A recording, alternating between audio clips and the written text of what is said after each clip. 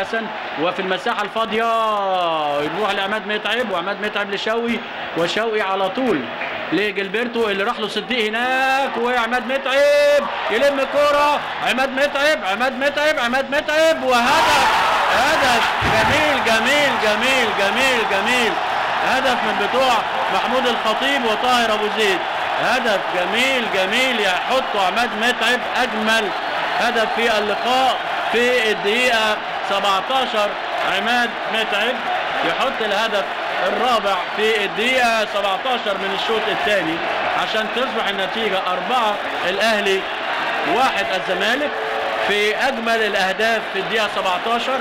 أهداف جميلة جدا جدا، هدف عماد متعب في فكر، وفي أحمد حسن رماها رقص ابن منصف ووقف، كله افتكر اللي هو هيلعبها بالعرض ببطن رجله في الزاوية البعيدة هناك عشان يتقدم الأهلي بهدف جميل لعماد متعب. 4 الأهلي 1 الزمالك. صديق هو اللي راح الجنب اليمين عشان يقابل جilberto ودخل الأباني جوه تقريبا مرة ثانية، وفي كده لخبطة في دفاع نادي الزمالك. و4 الأهلي